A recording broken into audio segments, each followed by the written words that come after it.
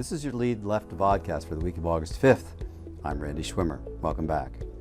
Last week we visited our UK colleagues, clients and friends for a number of discussions around private capital. These conversations echoed similar sentiments from investors at home, with many funds building on already existing positions in both private credit and private equity. We heard about strategies not related to timing, but rather more sophisticated approaches to private market exposure. Since our last tour in 2023, economic and market conditions have clarified.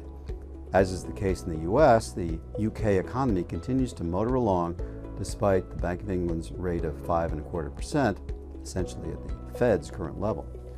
While the nation's predicted growth rate this year of 0.7% is about half of the US, its inflation rate has been holding steady at 2% versus 3% here for a number of months. That's expected to lead to rate cuts later in the year. The political situation has also been resolved with the new Labour government taking over after a 14-year hiatus. New fiscal announcements are expected to be forthcoming with a first budget in October.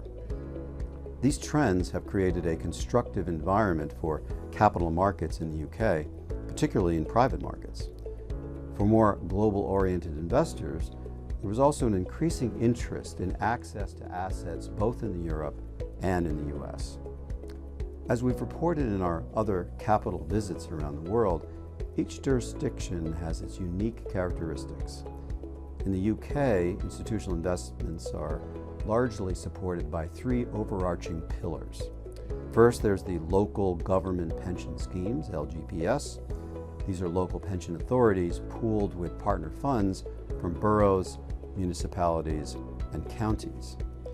Then there are defined benefit plans, consisting of corporate pension schemes matching liabilities with some form of payout. Appetite for illiquids took a hit after the LDI crisis in 22, when so-called liability-driven investments became unfunded and lost half of their value. Today, DB plans are investing more in private opportunistic assets. Defined contribution schemes represent one of the fastest growing investor groups.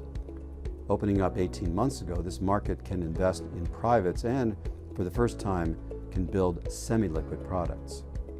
This opens up a whole new pool of capital for private credit managers who become partners with fund directors.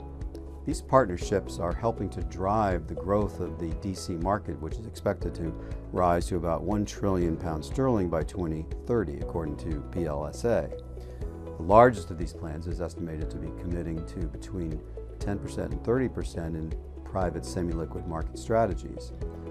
NEST, which is the largest DC master trust in the UK, has stated they are ramping to a 30% allocation to private markets.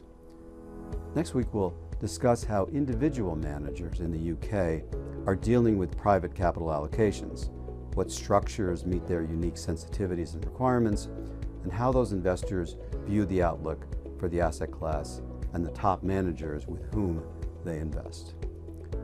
Reporting from across the pond here at the Lead Left, this is Randy Schwimmer, wishing you and your families a safe and healthy week.